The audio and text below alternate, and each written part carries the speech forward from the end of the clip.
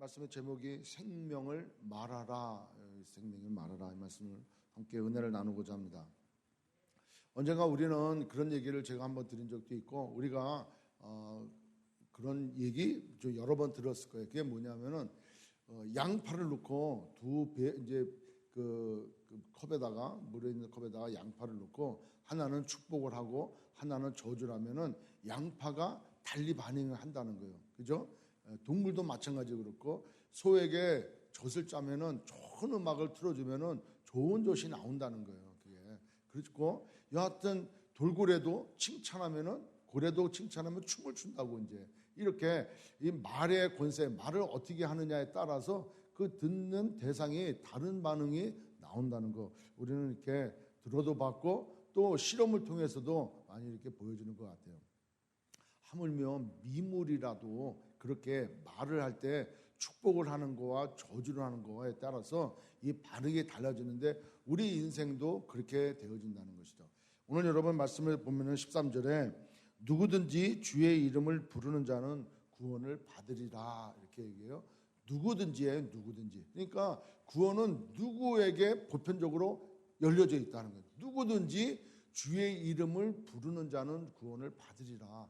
여러분 주의 이름을 부르는 자, 부른다고 이해하는 이 이야기는 그냥 예수님, 주님 이렇게 부르는 정도가 아니라 주여 주여 이렇게 부르는 것이 아니라 10장 10절에 보면 사람이 마음으로 믿어 이에 이르고 입으로 시인하여 구원에 이르는. 그러니까 사람이 마음으로 믿어서 이 마음판에 새겨지고 마음이 변해지고 중심이 달라지는. 그래서 믿어짐으로 인해서 그 입으로 시인되어지는 그 믿음 가운데 그 마음으로 믿어서 이르고 입으로 시인하는 가운데 주의 이름을 부르는 자에게 있어서는 구원을 받는다는 것이죠.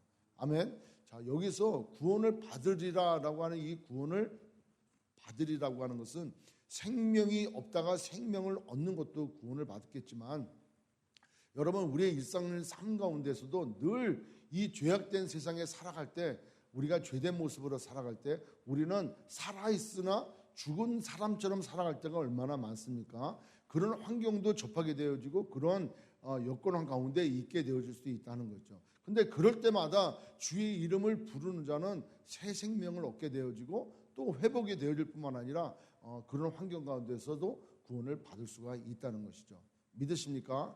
따라서 누구든지 주의 이름을 부르는 자, 따라서 누구든지는 특정 대상이 없다는 거죠. 누구든지라고 나오는 것은 어린아이나 어른이나 많이 배웠거나 덜 배웠거나 가진 자나 갖지 아니한 자나 또 어느 날에 상관없이 그 마음에 믿고 의에 이뤄서 입으로 시인되어지는 그러한 믿음을 가지고 주의 이름을 부를 수 있는 누구든지 모든 사람들에 대해서는 구원을 얻는다는 거죠. 그래서 14절에 15절을 보면은 그러면은 이렇게 주의 이름을 부르는 자가 구원을 받는데 14절에서 15절에 보면은 구원을 받는 그런 과정들이 논리적으로 잘 설명을 해주고 있어요. 뭐라고 그러냐면 그런즉 그들이 믿지 아니하는 일을 어찌 부르고 듣지도 못한 일을 어찌 믿고 전파하는 자가 없이 어찌 들으리겠습니까? 또 보내심을 받지 아니했는데 어찌 전파해야 됩니까? 따라서 전파해서 해야 그러니까 누군가는 가야 그죠? 보내심을 받은 자가 있어야 되니까 누군가는 가야 되고 또 가서 누군가는 그 사람이 전파해야 되는 거예요. 전파해야 되고 전파해야 된 거를 누군가는 들어야 돼요. 들어야 되고 누군가는 들었을 때 그걸 믿음으로 화합되어져야 돼요. 그러고 나서 주의 이름을 부를 때 구원이 임한다는 거죠. 이게 정말 진리인 것 같아요. 그래서 여기서 이 말씀을 우리가 오늘 은혜를 나누고자 하는 것이죠. 여러분 다시 한번 보십시오. 그런즉 믿지 아니하는 일을 어찌 부르려 믿지 않는데 어떻게 부를 수 있습니까? 여러분 우리가 예수님이 우리의 모든 것 되시고 예수님께서 우리의 생명의 근원이 되시고 예수님이 우리 삶의 모든 것 된다라고 우리가 확실히 믿어진다면은 우리의 매일매일 삶 가운데 힘들고 어렵고 고난인 가운데 있을 때 누굴 제일 먼저 불러야 됩니까? 예수님을 불러야 되는 거죠. 그렇죠? 그런데 우리가 그렇지 않고 살아간다는 것은 그 예수님을 확실히 신뢰하지 않는다는 거예요. 확실히 믿지 않는다는 거예요. 내가 만약에 그분이 나의 모든 것 된다라고 한다면은 제일 먼저 엎드려 기도해야 될 대상이 예수님이라는 거죠. 아멘? 네. 예수님이 내가 믿어져. 내 삶의 모든 길을 인도하시고 나와 항상 함께 하시겠다는 그 말씀을 내가 믿는다면은 제일 먼저 구해야 될 것이 예수님이라는 거예요. 그러니까 믿지 아니한 일을 어찌 부르겠냐는 거예요. 믿어지면은 부르는데 믿지 않는데 어떻게 부르냐는 거예요. 어떻게 그분을 신뢰하고 어떻게 그분을 의지할 수 있냐는 것이죠. 그 다음에 듣지도 못한 일을 어찌 믿으리요. 여기에 나오는 말이 공통적으로 들어가는 단어가 뭡니까? 어찌. 어찌. 이거는 불가능하다는 그 말의 뜻이에요. 불가능하다. 이거는 믿지도 않는데 부른다는 것은 불가능하다. 그리고 듣지도 않았는데 어찌 믿게 되겠느냐. 뭘 들어야 믿게 될 것 아니에요?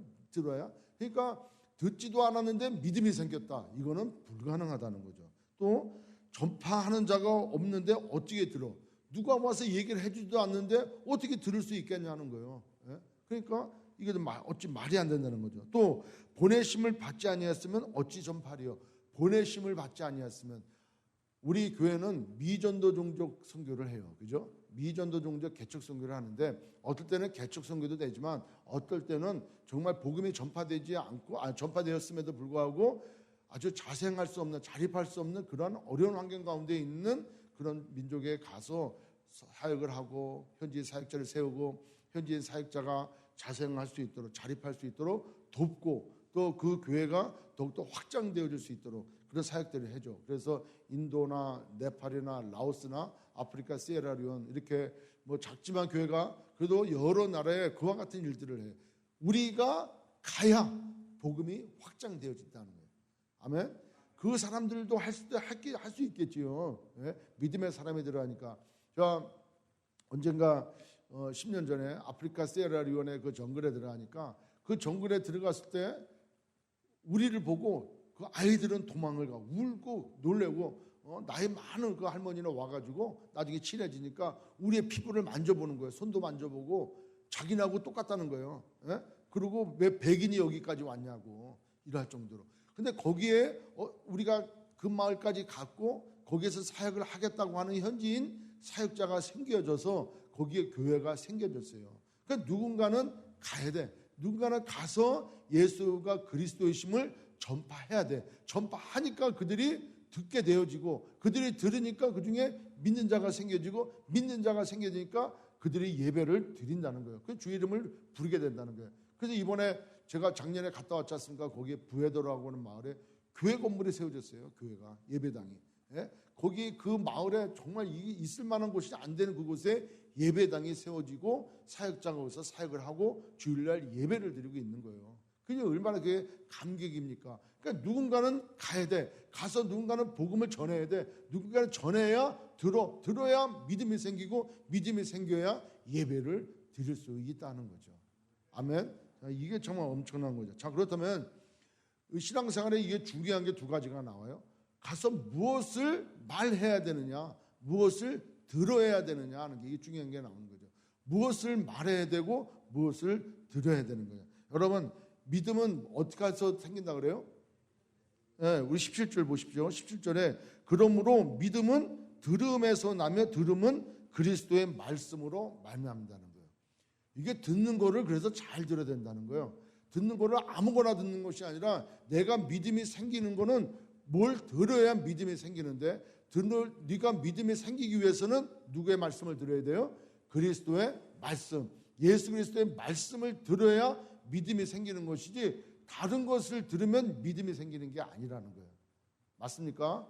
네. 그럼 그리스도의 말씀은 곧 하나님의 말씀인 거예요. 하나님의 말씀은 생명이 있는 거예요. 그래서 생명 하나가 씨앗이 떨어지면은 그게 아무리 작은 씨앗이라고 해도 생명이 있기 때문에 그것이 싹이 나고 자라서 꽃이 피고 열매를 맺어서 30배, 60배, 100배의 열매를 맺게 되어진다는 거예요. 그래서 하나님의 말씀은 생명이라는 거예요. 아멘. 그러면 우리 그리스도인들이 전해야 되고 말해야 될 게 무엇입니까?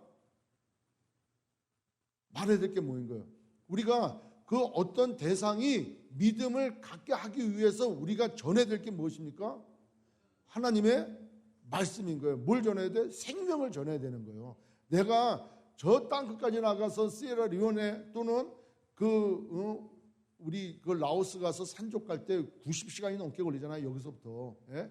비행기 타고 기다렸다가 비행기 갈아타고 또 내려서 기다렸다가 이동해가지고 기다렸다가 버스를 타고 뭐 한 20시간 가까이 올라갔다가 좀 쉬었다가 다시 또 지방버스로 갈아타가지고 열몇 시간을 가가지고 거기 가서 하루를 자고 새벽 일찍 나와가지고 배 타는 데까지 가서 배를 타고 한두 시간 계곡에 올라갔다가 내려가지고 그때 배낭을 메고 산꼭대기까지 올라가야 되는 그 과정들을 통해서 만나는 민족, 만나는 족속이 있어요. 산 정상에 살아가는 족속.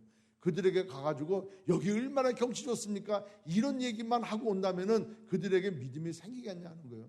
믿음이 생기겠습니까? 안 생기는 거죠. 그러니까 가서 우리가 전해야 될 게 있다는 거예요. 그들이 믿음이 생기고 믿음이 생겨짐으로 예수 그리스도를 부르는 것, 즉 예배를 드릴 수 있는 것은 믿음이 생길 수 있도록 생명을 전해야 되는 거예요. 그 생명을 전하는 게 하나님의 말씀이라는 거예요. 믿으십니까?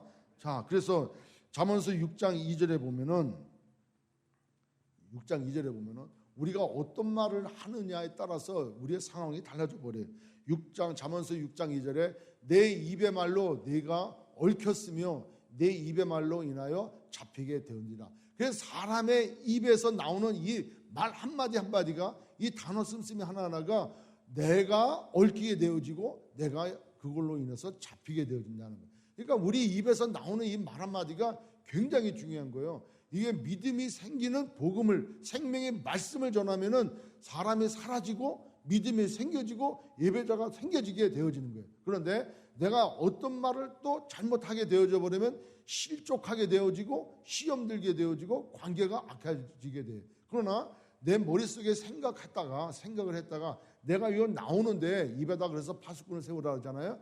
딱 세웠는데 이게 좀 덕이 안 된다라 한다면은 이걸 막아야 돼 이거를.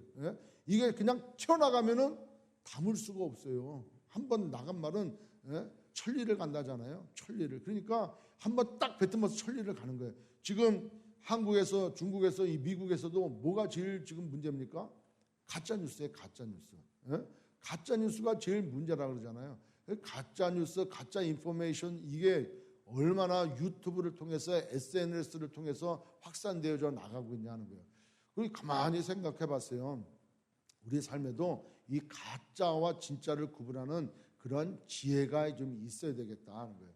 지금 세계적으로 지금 공포 가운데 있는 게 뭡니까? 신종 코로나 바이러스인가, 이제 그걸로 인해 가지고 얼마나 소문도 흉흉하고 그래요. 미국은 다행히 그렇게 뭐 확진자가 있다 치지만은 발병 나가지고 뭐 문제가 생겼다는 얘기는 아직까지 없지 않습니까?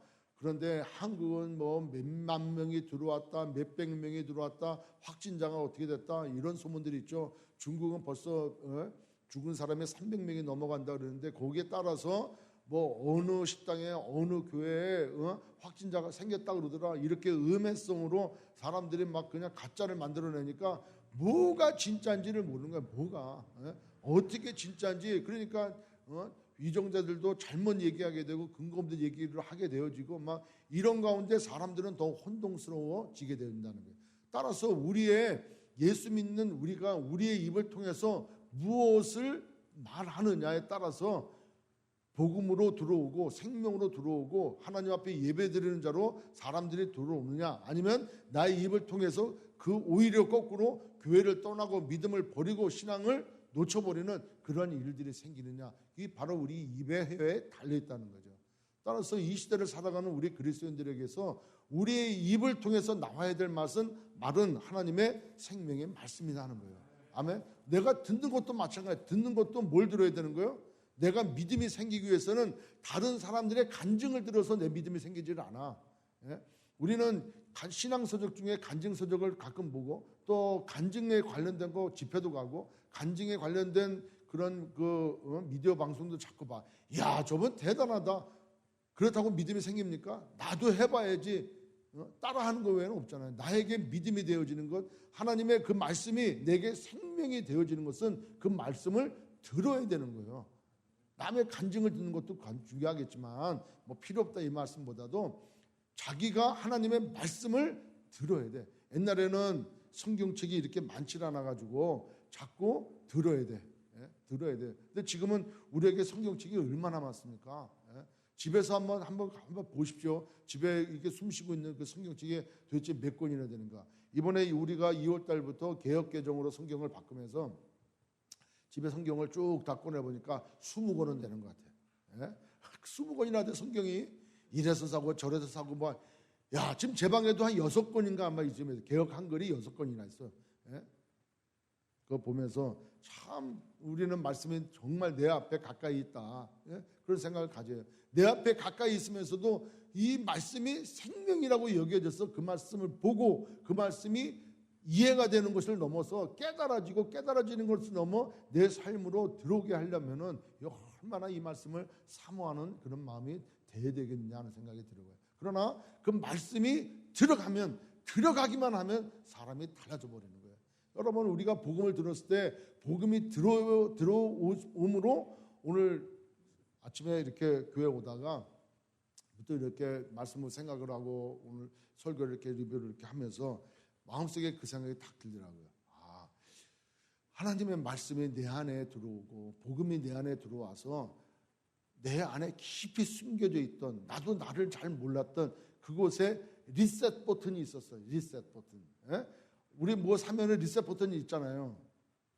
제대로 안 보셨구나. 예. 뭘 보면은 그러면 그거를 탁 눌러보면 뭐예요? 다시 리셋되는 거예요. 그 복음이 나의 중심을 리셋시켰어. 와서 탁 눌러가지고 나의 모든 것이 바뀌어버렸어요.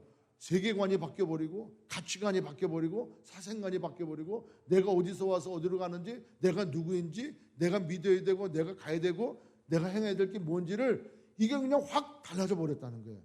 여러분들 동일하지 않습니까? 그 복음이 나를 리셋을 시켜버렸다니까요. 그러니까 매일매일 순간순간에도 하나님의 말씀이 내게 생명으로 들어와서 내 삶에 내가 고민하고 있고 내가 어려워하고 있고 내가 힘들게 하고 있는 아니 아직까지도 죄악 가운데 있는 끊지 못하는 그런 것이 있다면 그것을 리셋시킬 수 있는 것은 유일하게 하나님의 말씀이라는 거죠. 말씀이니까 무엇을 내가 얘기해야 돼? 내가 얘기를 하는 그 얘기가 하나님의 생명의 말씀을 얘기해야 듣는 사람의 리셋을 할 수 있도록 내가 작동을 시켜준다는 거예요. 아멘? 그래서 우리가 생명을 말해야 되고 생명을 들어야 된다는 것이죠. 그러면 그런 은혜가 진짜 있어지기를 축복합니다. 자, 요한복음 7장 16절 보십시오. 요한복음 7장 16절 예수님께서도 그렇게 말씀하셨어요. 예수께서 대답하여 이르시되 내 교훈은 내 것이 아니요 나를 보내신 이의 것이라. 나를 보내신 이가 누굽니까? 하나님이에요. 그러니까 예수님께서 말씀하시는 모든 말씀은 자의적으로 인간의 육신을 입고 이 땅에 오셨어요. 완전한 하나님이시고 완전한 인간이시지만 그 예수님께서 당신의 입에서 내는 모든 교훈은 내 것이 아니고 내 안에서 그 일을 하시는 아버지 것이라는 거예요. 하나님 거라는 거예요. 그러니까 하나님의 말씀인 거예요. 하나님의 말씀은 생명이라는 거죠. 그래서 요한복음 14장 6절로 한번 보세요. 요한복음 14장 6절부터 한번 보십시오. 예수께서 이르시되 내가 곧 길이요 진리요 생명이니 나로 말미암지 않고는 아버지께로 올 자가 없느니라. 그가 지속해서 너희가 나를 알았더라면 내 아버지도 알았으리로다. 이제부터는 너희가 그를 알았고 또 보았느니라. 8절 빌립이 이르되 주여 아버지를 우리에게 보여주옵소서 그리하면 족하겠나이다. 예수께서 이르시되 빌립아 내가 이렇게 오래 너와 이와 함께 있으되 네가 나를 알지 못하느냐? 나를 본 자는 아버지를 보았거늘 어찌하여 아버지를 보이라 하느냐? 예수께서 내가 아버지 안에 거하고 아버지는 내 안에 계신 것을 내가 믿지 아니하느냐? 내가 너희에게 이르는 말은 스스로 하는 것이 아니라 아버지께서 내 안에 계셔서 그의 일을 하시는 그 다음에 하시는 왜 그것도 끝나버리죠? 내 아버지 그 일을 하시는 11절 내 아버지 안에 거하고 아버지께서 내 안에 계심을 믿으라. 그렇지 못하겠든 행하는 그 일로 말미암아 나를 믿으라. 그러니까 주님이 행하셨던 모든 것들, 주님이 말씀하신 모든 것들은 하나님께서 행하시고 하나님께서 말씀하신 거라는 거예요. 그래서 예수님의 말씀은 곧 생명이 되어지고 그것이 곧 하나님의 말씀으로 우리로 하여금 생명을 얻게 하는 말씀이라는 것이죠. 요한복음 15장 7절 요한복음 15장 7절 요한복음 15장 7절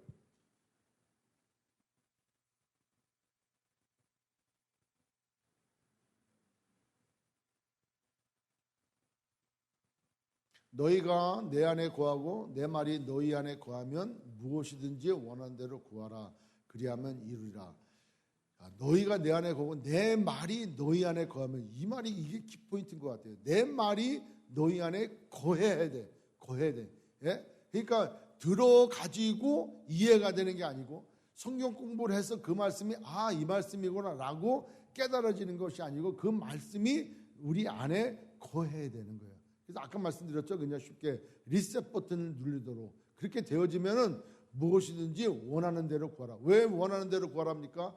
그 원하는 바가 아버지의 마음이고 아버지의 뜻이고, 그렇기 때문에 그 원하는 것은 내 인간적인 것이 아니라 주님의 말씀이 내 안에 계시기 때문에 내가 구하는 것은 아버지의 뜻과 부합되는 것을 구할 수밖에 없다는 거예요. 그러므로 이루어지는 거예요. 만약에 예를 들어서 그 말씀이 맞구나라고 생각을 했는데 하나님의 뜻과 하나님의 계획과 하나님이 원하시는 것과 전혀 다른 것들을 구하게 되어지면 그것이 이루어지냐는 거예요. 그러니까 성경에 뭐라고 얘기합니까? 네가 구해도 받지 못하는 것은 너의 정욕을 위해서 구하기 때문에 그렇다고 그러지 않습니까? 그러니까 하나님의 말씀이 내 안에 거한다는 것은 하나님과 내가 하나가 되어진다는 거예요. 아버지의 마음을 내가 알고 아버지의 뜻을 알고 아버지께서 기뻐하시는 뜻을 알기 때문에 내가 구해도 나를 위해서 구하는 것이 아니라 그 아버지 것을 위해서 이루어지도록 위해서 기도하게 되어진다는 거예요. 그러면 당연히 이루어진다는 거예요. 그 이루어지는 기쁨이 우리가 충만하니까 늘상 그렇게 기도하고 그렇게 이루어지는 삶으로 항상 신앙생활을 해나갈 수 있다는 것이죠.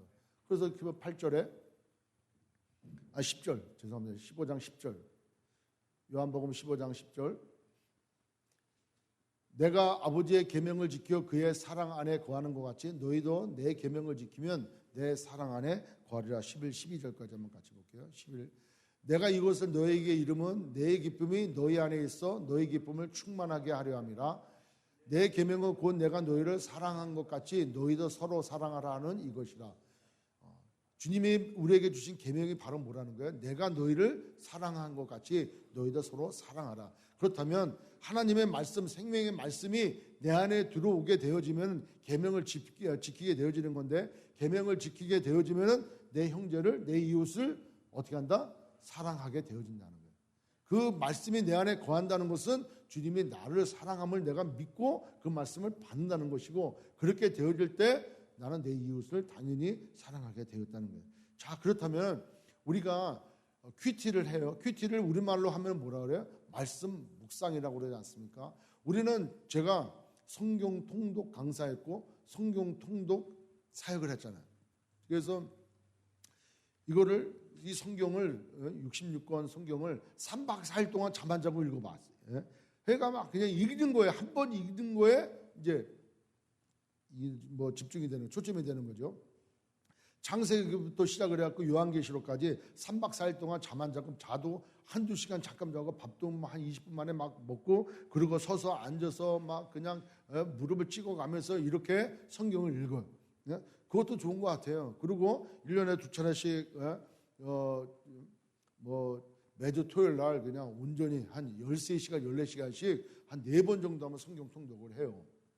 그런데 그 성경 통독은 전체적으로 통전적으로 볼 수 있는 그런 안목이 열려지니까 그것도 참 좋은 것 같아요. 그런데 말씀을 이렇게 묵상하면은, 이 말씀을 묵상하다, 이 말뜻은 뭐냐면 소가 되새김질 하지 않습니까? 그러면은 한 번 음식을 먹으면 위가 몇 개씩이나 있어가지고 하나에 들어갔다가 다시 나서 또 씻고, 그 다음에 위로 들어가고, 그 다음에 또 나무 또 씻고, 그 다음에 위로 들어가면서, 그래서 음식을 먹으면 계속 씹어가지고 내려간단 말이에요. 그러니까 그 말씀 묵상은 계속 하나님의 말씀을 생각하고 또 기도하고 생각하고 이렇게 하다 보면은 그 말씀 가운데서 내게 주시는 말씀이 떠오른다는 거예요. 내 삶에 또는 내 기도 제목의 말씀이 떠오르게 되어 있고 나에게 주시게 되어 있어. 그러면 이 말씀이 하나님께로부터 왔는지 내 감동인지 성령께서 주신 건지 내가 모르잖아요. 그러니까 그 말씀을 내가 붙들고 믿음으로 내게 주신 것을 취하고 그것이 이루어지도록 하는 것이 기도라는 거예요. 아멘. 그래서 그 응답을 보는 게 말씀하고 기도가 같이 병행되어지는 거예요. 그러니까 말씀 묵상이 우리에게 얼마나 중요한지 몰라요. 말씀이 묵상되어지고 말씀을 위해서 같이 이루어지도록 기도하는 것은 바로 생명의 말씀이 내 안에 거할수록 거하도록 내 마음을 열고 주님을 받아들이는 거예요. 믿음이 생겨지도록 받아들이는 거예요. 그 믿음이 생겨지면은 내 삶이 어떻게 돼요? 생명으로 나오게 되는 거예요. 생명으로 나온다는 얘기는 다른 말로 내 신앙생활이 성장될 뿐만 아니라 성숙되어지는 거예요. 자, 우리가 신앙생활을 5년을 하고 10년을 해요. 그런데 신앙생활이 성장되었습니까? 성숙되었냐 하는 거예요. 믿음의 사람으로 점점 더 하나님 앞에 가까이 갔습니까? 자, 믿음이 더욱 많이 생겨서 하나님 앞에 더욱더 가까이 갔던 얘기는 내가 거룩하니 너희도 거룩하라고 하는 하나님의 말씀이 응답이 이루어져야 돼요. 우리가 하나님 앞에 나중에 천국 갈 때 우리가 이 죄된 모습으로 주님과 같이 연합이 돼요? 연합될 수가 없어요. 예수 그리스도 안에서 우리가 연합이 되잖아요. 그러면 나는 그때까지 나의 거룩함으로 날마다 나의 신앙이 성숙되어져 가는 거예요. 그러니까 신앙생활이 성숙하고 성장되어져 간다는 의미는 내 삶이 더욱더 말씀으로 길들여져 가고 더욱더 거룩한 삶으로 나간다는 거예요. 그것은 말씀 묵상과 말씀 묵상 가지고 기도하는 것 외에는 없어요. 무엇으로 그걸 갑니까? 왜? 하나님의 말씀이 생명인데 하나님의 말씀이 내게 생명이 되어지는 건데 그 말씀을 멀리하고 그 말씀을 별도로 하고 내 신앙생활을 어떤 것으로 경험을 쌓아갑니까? 연륜만 쌓아가는 거예요. 교회는 이렇게 해야 돼. 신앙생활은 이렇게 해야 돼. 주일 예배는 이렇게 드려야 되고 와서 식사를 오늘 어떻게 해야 되고 새가족은 어떻게 맞이해야 되고 성도 관리는 어떻게 해야 돼. 이거하고는 다 차원이 다른 거예요. 그거를 가지고는 신앙생활에 노숙한 노련미는 생길지언정 성숙되어지지 않는다는 거예요. 아멘. 따라서 말씀을 자꾸 묵상되어져서 이 신약성경만 묵상하면 1년 가는 것 같아요. 한 장씩만 해도라도. 그러니까 한 2, 3년에 한 번씩은 성경 한 독이 묵상으로 좀 끝나줘야 되는 거예요. 그래서 자꾸 말씀이 내 안에 들어와서 역사하고 나를 움직여줘 가야 돼. 나를 살아있는 자로 자꾸 만들어 가야 된다는 거예요. 그게 바로 믿음이 커간다 이렇게 얘기할 수 있어요. 신앙생활 20년을 하고 모태 신앙인데도 불구하고 믿음의 삶이 안 보여. 왜? 반드시 나오게 돼 있어. 생명이 있는 자는 생명으로 나오게 되어 있어요. 그렇지 않습니까? 내 안에 살아있는데 이 안에 생명이 있는데 어떻게 죽은 자처럼 삶을 살아갈 수 있습니까? 내 안에 생명이 있으면 산자로처럼 산자로 살아갈 수가 있는 거예요.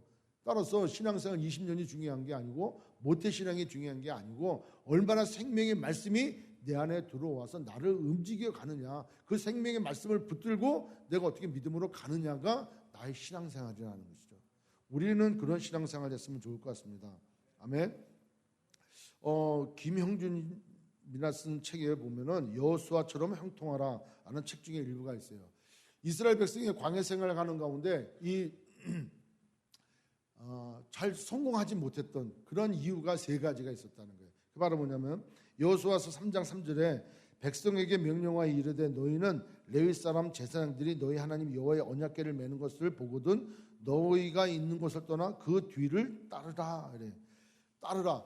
이스라엘 백성들이 야 이건 도저히 할 수 없어 라고 하는 그 앞에서 실패했던 게 3가지가 있는데 그 바로 3가지가 뭐냐면 그래서 늘상 그는 불평하고 불만하고 원망하고 이런 삶을 광야 생활 동안에 해왔어요. 그 했던 이유 중에 하나가 불가능에 실패했던 이유 중에 하나가 바로 뭐냐면 상황이 말하는 것을 그들이 믿었다는 거예요. 인도하시는 하나님을 믿은 게 아니라 그 상황을 믿었다는 거예요. 자기가 주변에 이루어졌던 상황. 홍해바다가 가려져 있어요. 그 홍해바다 앞에 나갈 수도 없어요. 빠져 죽으니까. 뒤를 돌아다 보자니까 뒤에는 애국 군대 바로왕이 애국 군대를 데리고 철병거를 들고 막 쫓아오는 거예요. 소리를 지르가면서. 이 진퇴양난이에요. 바다에 의해서 막혀버려 있고 뒤에서 막 쫓아오고. 그러니까 백성이 하는 일은 뭡니까? 원망하는 거예요. 우리를 여기까지 데리고 와서 죽이려고 하느냐는 거예요. 그러니까 그들은 그 상황을 믿은 거예요. 상황을. 그들을 이끌어내신 하나님을 믿지 않기 때문에 그들은 실패할 수밖에 없게 되었다는 거예요. 가나안 땅에 들어가려고 그래요. 정탐꾼을 보냈어. 정탐꾼을 보냈는데 정탐꾼이 가갖고 10명이 보고가 어떤 보고입니까? 다 부정적인 거예요. 근데 그 부정적인 보고는 맞아. 예? 정말 족과 꿀이 흐르고 너무나 살기도 좋아. 그런데 거기에 살아가는 족속들 보니까 특별히 그 헤브론 땅에 가보니까 안악 자손이 산다는 거예요. 키가 장돼가지고 우리가 그 사람들이 볼 때는 그 사람들이 우리를 볼 때는 메뚜기처럼 전혀 보잘것없는 사람처럼 보이겠다. 그러니까 그런 보고를 하니까 그런 상황에 묶여져 버리니까 그들이 그 상황을 그냥 믿음으로 받아들이는 거예요. 여러분, 우리의 상황도 똑같은 것 같아요. 우리의 상황도 딱 어떤 상황이 딱 벌어지면은 그 상황을 액면 그대로 받고 그 상황에 지배가 돼. 그 상황을 믿는 거예요. 그 위에 역사하시는 하나님을 믿는 것이 아니라 그 상황을 믿는 거예요. 여러분, 여기서 우리가 떠나야 되는 줄 믿습니다. 그러니까 우리가 무엇을 믿느냐에 따라 다른 거예요. 그러니까 그 벌어진 상황을 믿었기에 그들은 불가능한 도전 가운데 실패하게 됐다는 거예요. 두 번째로는 그분은 얘기를 자신을 믿고 따랐다는 거야. 자신을.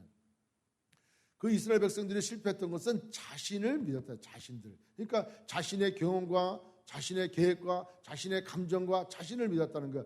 자신보다 그 외 역사하시는 하나님을 믿지 아니하고 자기 자신을 생각했다는 거야. 자기가 판단하고 자기 생각으로. 아까 말씀드렸다시피 그 10명의 정탐꾼이 그 땅에 들어가서 본 거 내용 그대로 자기가 판단되어지고 자기가 생각되어지는 것만 가지고 믿고 했다는 거예요. 그러나 여호수아와 갈렙은 다르지 않습니까? 상황은 맞다. 그 자기가 판단해 볼 때 이건 도저히 불가능한 거예요. 근데 자기를 믿지 아니하고 그놈의 역사하시는 하나님을 바라보니까 이거는 우리의 밥이 될 수 있는 거예요. 아멘. 그러니까 그와 같이 누구를 믿느냐? 그 주어진 상황에 자신을 믿으면 안 된다는 거예요. 마지막으로는 상대방에 대한 사실이라는 거예요. 자신들보다 월등하게 힘이 세고 능력이 있고 견고하고 키가 크고 장대하다는 것, 자신들의 힘으로는 이길 수 없을 만큼 대단한 존재라는 사실을 발견했다는 거예요. 그러니까 자기와 맞닥뜨리는 그 어떤 대상에 대해서 너무 크게 되어지고 오히려 자기 자신은 열악한 존재로 이렇게 보여질 때 그 상황만 되어지는 거예요. 그 상황만. 그러니까 이분의 말씀대로 실패를 할 수밖에 없었던 세 가지 이유 중에 공통적인 것은 하나님을 믿지 않았다는 거예요.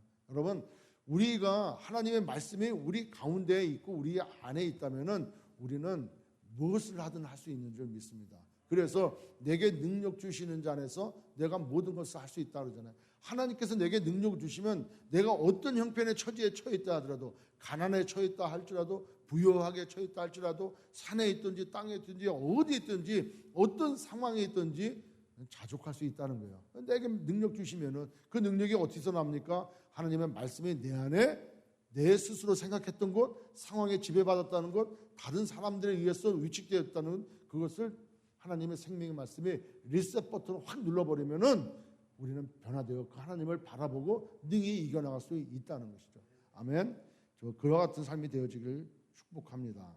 따라서 제가 오늘 왜 이 말씀을 이렇게 구기장장히 얘기하느냐 하면은 우리의 신앙생활에 이게 초점이 되는 거예요.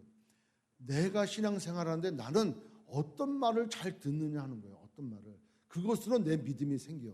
누군가가 와가지고 자꾸 부정적인 얘기를 하고 누군가가 와가지고 복음 아닌 생명의 말씀이 아닌 다른 말을 지속적으로 하게 되어지면 믿음이 글로 생겨버리는 거예요. 그럼 생명을 놓치게 되어지는 거예요. 내 삶이 정말 열악해져 버리는 거예요. 말씀드렸지 않습니까? 생각할 수 없는 그렇게 생각하는 양파나 고구마도 물에다 담궈놓고 하나를 저주하면은 완전 썩어져 버려요. 근데 정말 이쁘다고 막 축복하고 막 격려하면은 얼마나 아름답게 꽃이 피고 열매를 맺어져 가는지 몰라요. 동일한 조건 가운데 넣어도 하나는 말을 하고 하나는 그러니까 축복의 말을 하고 하나는 저주의 말을 할 때 생각하고 판단하지 않는 그냥 되돌리지 않는 듣기만 하는 이 고구마나 양파도 이렇게 삶이 달라지는데 하물며 우리 마음 가운데 이 믿음이 생겨져가는 우리들 마음 가운데 자꾸 부정적인 얘기를 들으면은 우리의 믿음이 어떻게 되냐 하는 거예요. 믿음은 들으면서 난다 그랬어. 무엇을 들어야, 무엇을 배워야 되고 어떤 상황을 내가 자꾸 맞아들이려고 하느냐에 따라 내게 생명의 말씀이 들어와서 믿음이 커가느냐. 그래서 하나님 앞에 정말 예배드리고 그렇게 믿음으로 나갈 수 있는 신앙생활을 하느냐가 정해지는 것이고, 동일한 조건 가운데 내가 어떤 말에 귀 기울이느냐. 하나님 말씀보다도 세상 얘기가 좋고 드라마에서 나오는 코미디 얘기, 웃기는 얘기가 좋고 사람들이 얘기가 좋고 자꾸 부정적인 얘기를 들으면은 이스라엘 백성도 그러지 않습니까? 그 히브로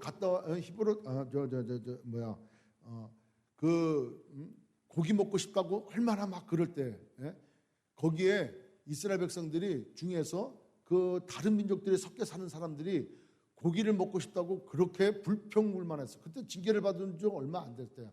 그러니까 불평불만을 하니까 그 불평불만이 어떻게 돼요? 옆에 텐트까지 번져나가는 거예요. 번져나가. 자꾸 불평불만 얘기해요. 맞아. 그때는 고기도 먹었잖아. 그때는 부추도 먹었잖아. 뭐 수박도 먹었잖아. 이렇게 생겨져 버리니까 그 불평불만이 온 회중에 그냥 곡소리가 나도록 하는 거예요. 다 울면서 그냥 모세에게 대드는 거예요. 이게 뭐냐고. 그러니까 그때 모세가 기도하지 않습니까? 그와 같이 우리가 어디에 귀를 기울이느냐. 부정적인 얘기를 하더라도 끊어버리고 살아계신 생명의 말씀, 하나님의 말씀을 믿으라고 말씀을 전해야 되는 줄 믿습니다. 그래서 무엇을 듣느냐에 따라 믿음이 생기느냐는. 그래서 듣는 것은 누구의 말씀? 그리스도의 말씀. 곧 하나님의 말씀, 곧 생명의 말씀을 들어야 된다는 거예요. 그것이 우리가 살 길이라는 것이죠. 아멘. 그러면 또 무엇을 말해야 됩니까? 우리가 무엇을 말해야 되냐 하는 거예요. 우리가 서로 상대방을 축복한다고 할 때 무엇을 말해야 축복이 되어집니까? 무엇을 말해야 축복이 되어져요? 생명의 말씀을 나눠야 축복이 되어지는 거예요. 2020년 2월부터 우리 교회가 구역예배를 시작을 해요. 구역예배 시작하는데 구역이 생명이 있고 생명을 나아가고 생명의 열매가 맺어지기 위해서는 구역예배 모이는 성도들 사이의 그 교제 가운데 무엇이 주가 되어지고 무엇이 주가 되어서 듣고 말해야 되냐는 거예요. 하나님의 말씀인 거예요. 생명인 거예요. 그래야 정말 구역이 살고 사람이 살고 생명의 열매가 맺어진다는 것이죠. 아멘. 따라서 우리 그리스도인들은 생명을 말함으로 살아나갈 수 있는 줄 믿습니다. 그래서 제가 2020년부터는 찬양을 바꿨잖아요. 우리가 서로 축복하는 찬양도 바꾸고 그 다음에 마지막 우리 파송 찬양도 바꿨잖아요. 왜? 민수기 6장에 나와 있는 축복의 메시지로 자꾸 성경의 말씀, 아버지의 말씀, 생명의 말씀을 가지고 축복하고 그 말씀으로 격려하고 그 말씀으로 응답을 받고 그래서 그 생명의 말씀을 붙들 때 우리는 살아나는 것이고 우리는 능력 있는 삶을 살아갈 수 있는 줄 믿습니다. 따라서 누구든지 주의 이름을 부르는 자는 구원은 없는 거예요.